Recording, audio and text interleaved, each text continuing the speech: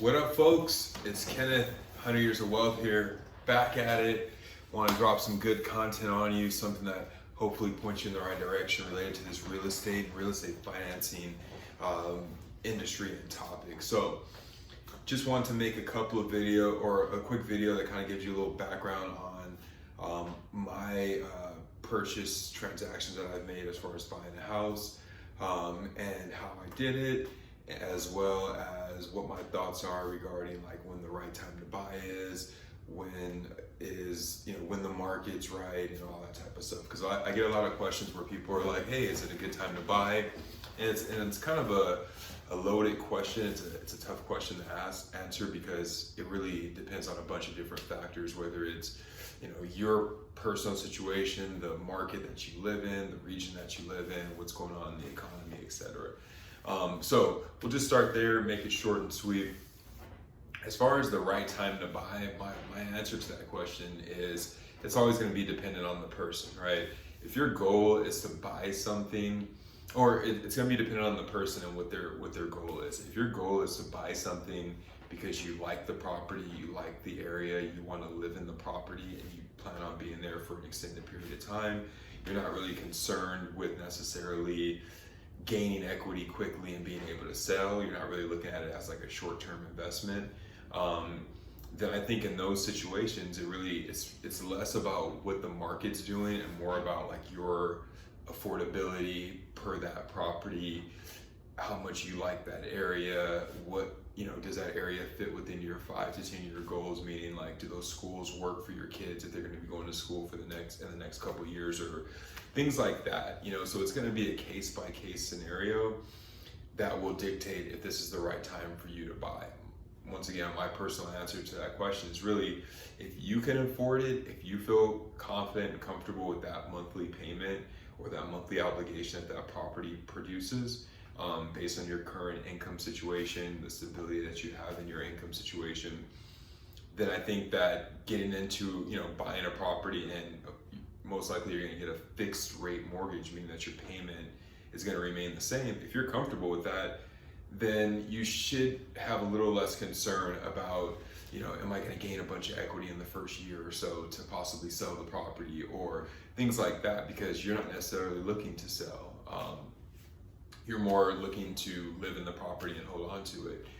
So it's going to be more about your comfort level with the monthly expense as opposed to what's going to happen in the next year or so. Because I'll have people saying, hey, do you think the value is going to drop on this property next year? I don't want to buy it right now if I'm buying on the higher end of the market.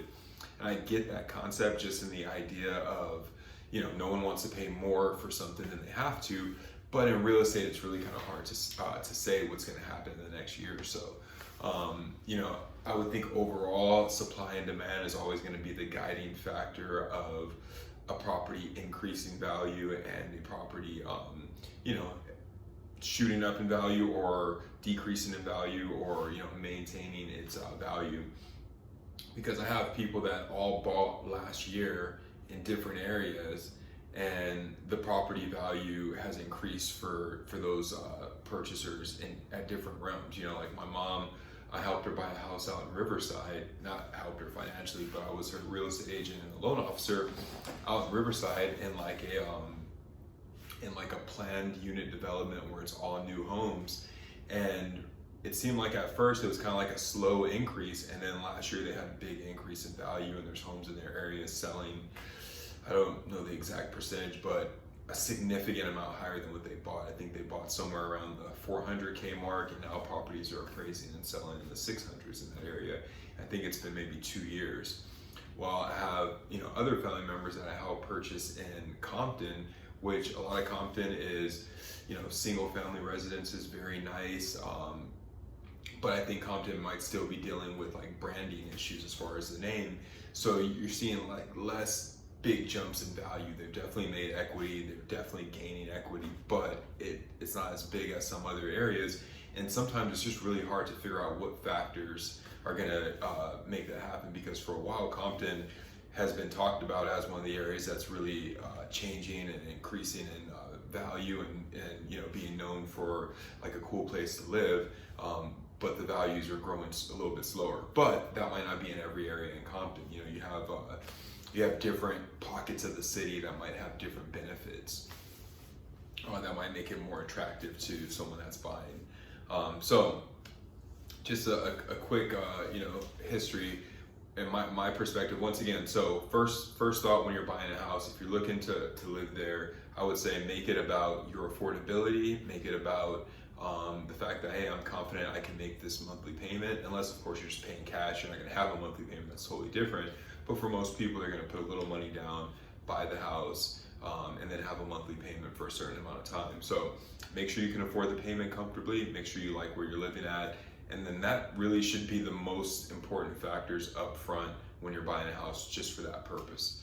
Now, if you're going into it, you're like, hey, I would like to figure out the route where I can make the most equity over the next few years to possibly take that equity and go to another property, a bigger, better, different area, more desirable area that I want to live in. If you're going with that approach, then you're going to want to look at a property that has the most equity potential, right? The most growth and equity potential. Investors call it value add, right? Where's there a property I can go in, do some things to it, add value, and see the value increase pretty significantly. So for me, I am a strong proponent of buying a decent house in an area that is adjacent to an area that's already kind of on the come up, or adjacent to an area that's already fairly nice. In Los Angeles, there's a lot of areas like that. You have a lot of areas where one little area still has some fixer-uppers, and around the corner you have really nice homes that are on a block where everything's completely done and the values reflect that. So that's the great thing about buying in LA, in my opinion, and probably in a lot of major cities across the country, is that you can buy something that's really close to a metropolitan area, close to around the corner, down the block from a pretty nice community. And nowadays, if you were to buy that property and fix it up and then later on try to sell it, someone's gonna come in and say, okay, hey, this is right around the corner from the nice area. I see that other people are doing this. I can probably get in here for just a little bit less, but you're gonna see that your value is increasing along with the areas around it because you're bringing that property up to that standard. So my point is like, some people say buy the worst house on the best block. That's cool too. There's going to be a different little exact mix per scenario, but I would say look at buying something where you can add value, where you can maybe knock down the wall and open it up. Because if you buy a house that's already done, you're going to pretty much be buying it at the market value. There's really not going to be something where you can go in and say, okay, I'm getting a deal on this because it still needs some cosmetic work.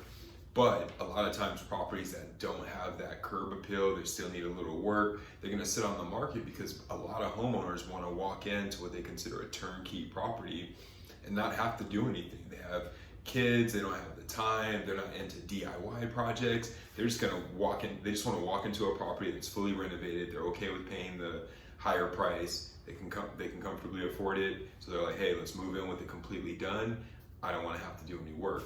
And they're going to pay the price for that. Like they're going to pay the current market price. Now, if there's been a property that, like, I'll tell you the story of my recent property, or let's just start with the first property, right? Me and my wife bought a home back in like 2016, South Los Angeles area. I feel like that area has been quote unquote like coming up for a long time, but to me, the area has always been nice. It's always had nice homes. And if you understand the dynamics of the community, you kind of understand where the hood shit's going on and where it's not that crazy.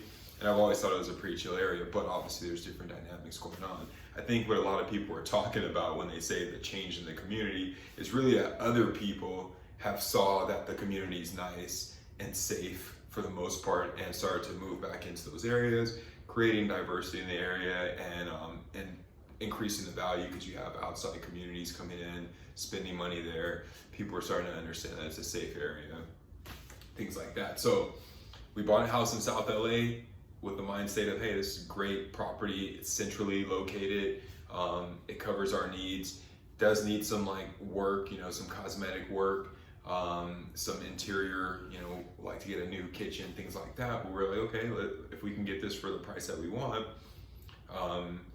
then this could make sense for us, right? So we bought the property around $400,000 in Los Angeles in 2016. I would say it's like you're probably getting a deal for the most part, at that price, but the property definitely needed some work. So we got in there, got it for around 400,000.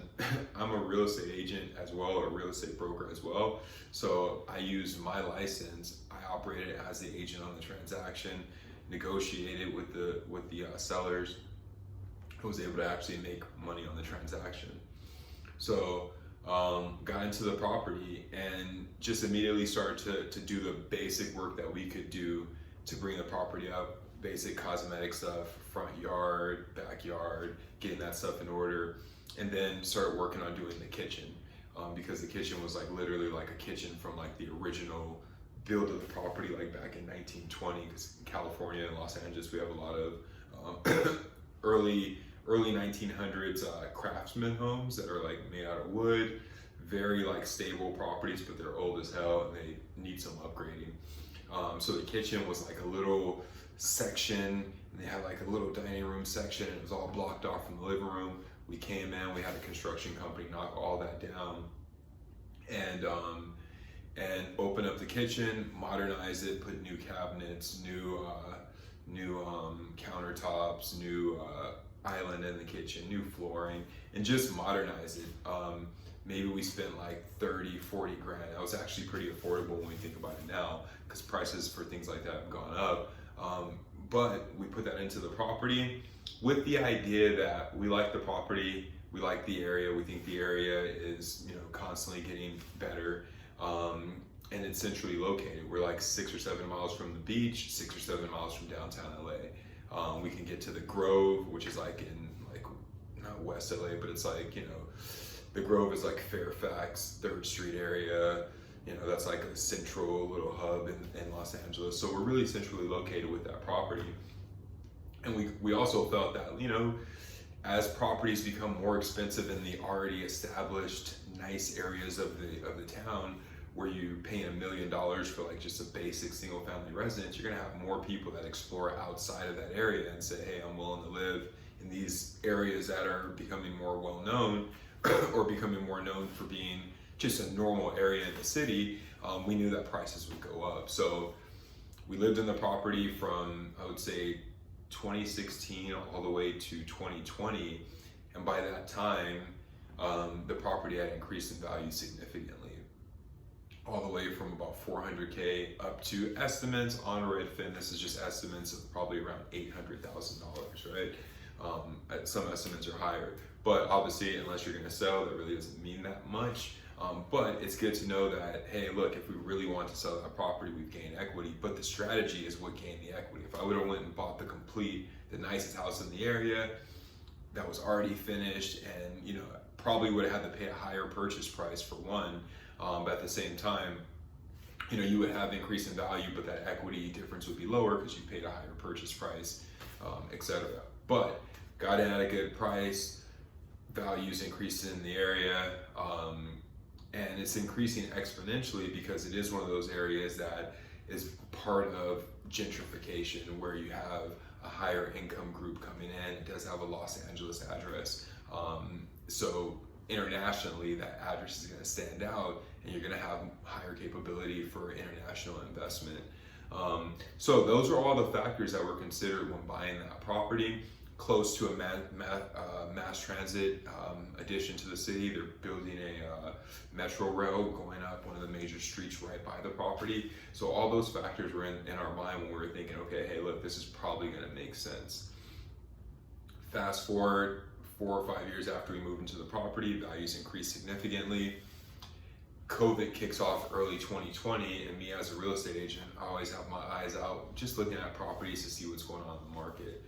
I noticed that a property that in my eyes should be selling for around $1 million, not far from us, in like a community that we thought was very nice, desirable. That property, I watched it drop and drop and drop on the listing price during COVID, because it literally got listed the day that everything got shut down. I think it was like March 13th. So when that happened, it seemed like everyone kind of backed off the market. and that property just sat. So I was like, you know what? I like that neighborhood. I like the property. I like the house that we're in currently, but I think that this is a golden opportunity to turn the house that we live in now into a rental property, and then move into that other property that we're getting at a steal because the value had dropped significantly. So that's what we did. I made a play on it. Being the real estate broker, I actually negotiated my commission down to make it more attractive for the seller, and was able to work out a deal and get into the property, and much less than what it was originally listed for, right? It was definitely a fixer-upper. It definitely had a beat-up roof. When you drive by, it had no curb appeal. It looked like the sellers were out of state. So the sellers were out of state and they had like a family member living in the property.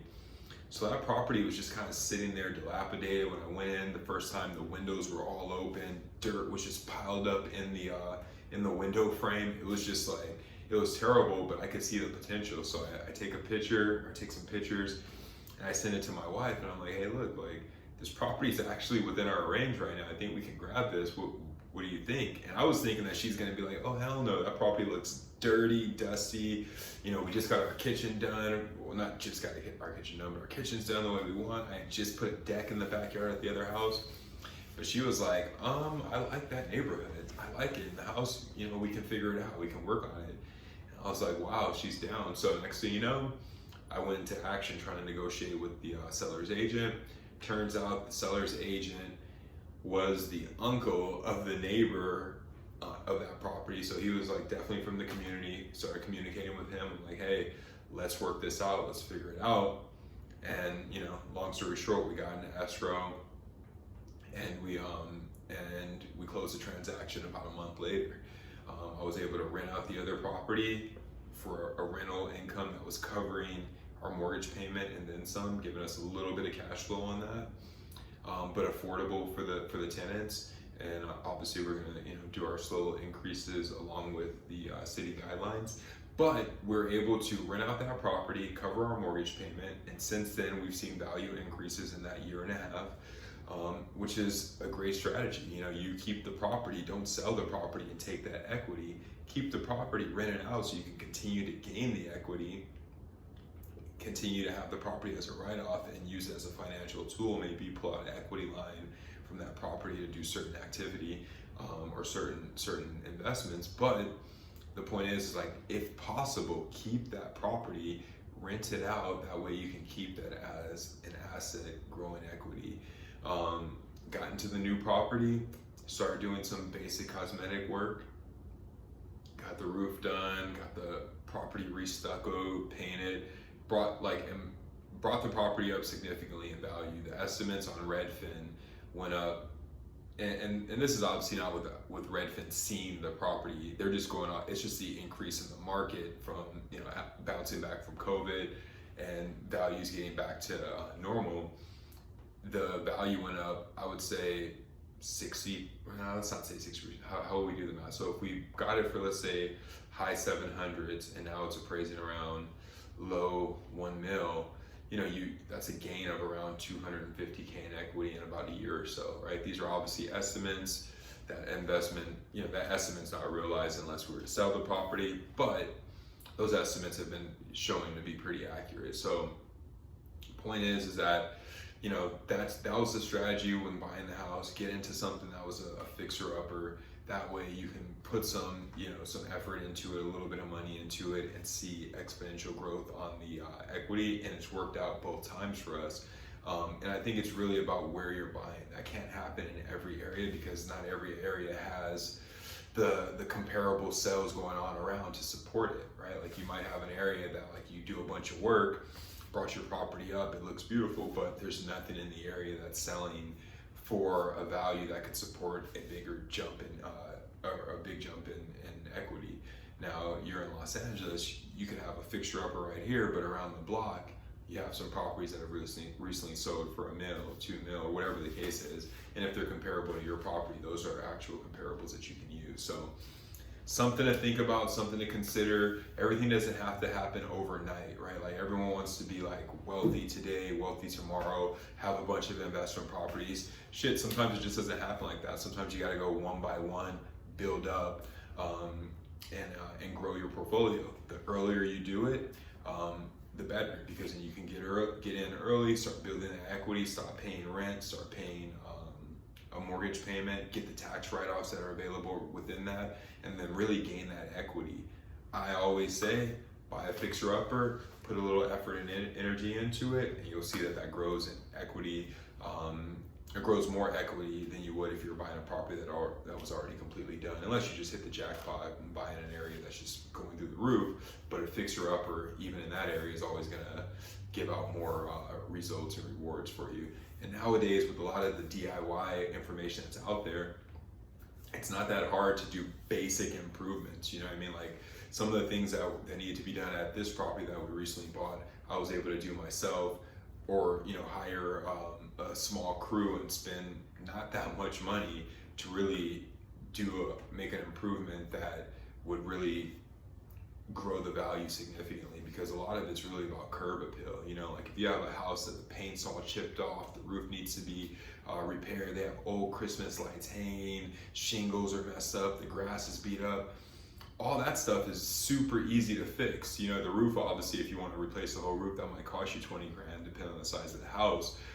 But removing the Christmas lights, watering the grass, getting a gardener to mow the grass, fixing stucco that might be messed up, repainting the property, repairing the address sign, little things like that can really make a property sellable and make it to where someone would want to rent the property or buy the property, thus increasing the property value. So hopefully I added some value to your information pool related to real estate and real estate financing. Please like, subscribe. I hope you have an excellent day. Cheers, 100 years. Stay up, you guys.